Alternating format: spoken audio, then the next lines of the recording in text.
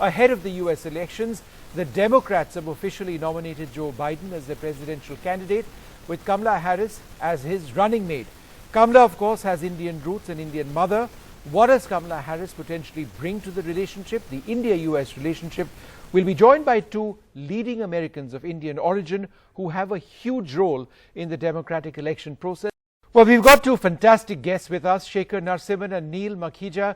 I'm going to talk a little bit about them before I start this interview. Neil Makhija, Executive Director of Impact.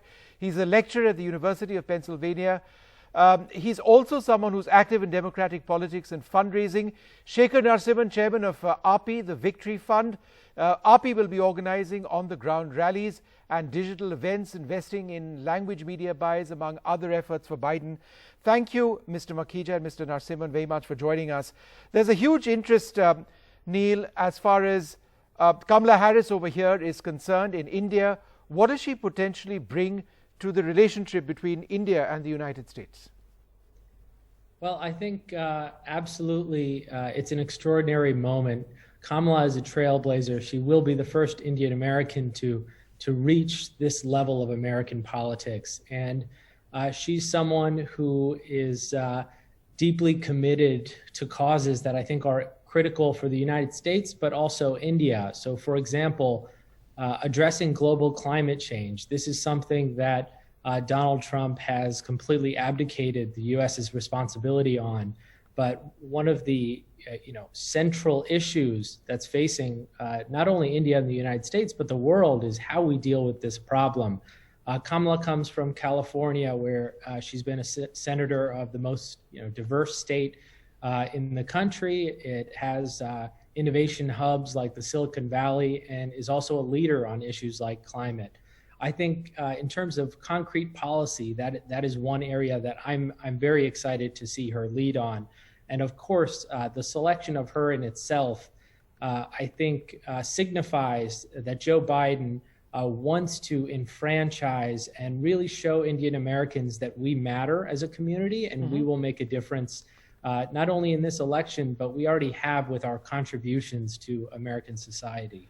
Mr. Narasimhan, she's had a lot of remarks which have been made in the past as far as Kashmir is concerned. That's a deeply emotive and deeply political issue over here in India at so many levels.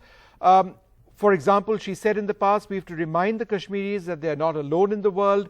We are keeping a track on the situation. There is a need to intervene if the situation demands. Now, that position is likely to conflict heavily with what the government of India says.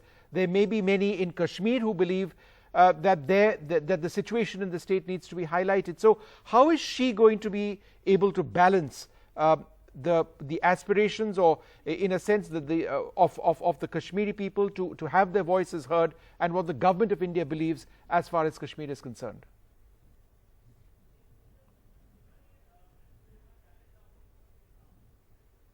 To be here to talk to you on a historic day. Just think about it. In less than 12 hours, a granddaughter of India will be standing on the stage accepting a nomination for vice president of a major party. When you think back at the history of immigration from India to the United States, which started over 125 years ago with the Sikhs who came and built gurdwaras and farmed in Fresno, California, to today, you have to kind of pinch yourself to say, here's someone who P.V. Gopalan sent his daughter at the age of 19 to the shores of the United States so far away. I would just say to all the fathers there, you have an example of someone who has lifted up the daughters of India and now in the daughters in the United States. No, but specifically to the question on Kashmir, Mr. Narasimhan, specifically to the question on Kashmir, because there would be a conflict between her stated position and what the government of India says today. So how would she deal with that? So I think you have very clear statements both on Kashmir as well as other issues over the years. Let's just be very clear about something. India and US have a strong bilateral strategic relationship. There may be differences of opinion in a family, but people talk about them, they iron them out. Nothing has affected the trajectory of this relationship through Republican, Democratic administrations. So first and foremost, I can say something categorically, knowing Joe Biden and Kamala Harris, they are very good listeners. So the first thing you should do in a family is listen well. So yes, we will be talking to them about the facts on the ground so that we can help them understand the real situation and make up their minds on what position they take, just like the Indians do in their conversations. Neil, how is Kamala Harris somebody who enthuses and inspires the Indian community in the United States? Many of them have been very close to Donald Trump and the Republicans over the last few years. But how does Kamala Harris, her ethnicity and her presence potentially enthuse Americans of Indian origin? Sure, I think absolutely she's inspiring them. And if you look at the Indian Americans we have in office today, so in 2012 we had one member of Congress, Dr. Ami Bera, who is based in the Silicon Valley area. And just 4 years later, we added 4 more members, Ro Khanna, Pramila Jayapal, and Raja Krishnamurthy, and also Senator Harris. And so we had a 5-fold increase in representation in just those 4 years. And what we're seeing with Impact, and our goal as Impact, is to support and help elect members of our communities at all levels of government, from the state legislatures to Congress and to the White House.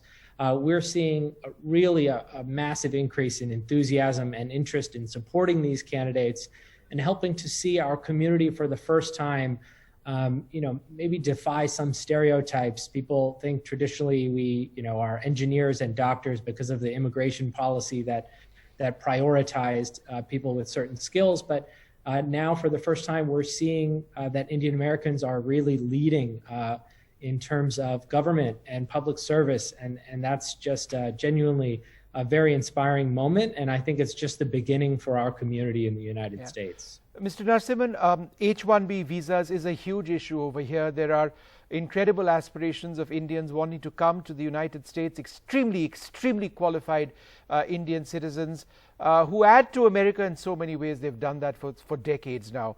Would Kamala Harris be somebody who reverses some of the changes we've seen in the recent times? Absolutely, and it's categorical. The US is a land of immigrants. It was built by immigrants. It was built by Indians and Chinese and Europeans that came here.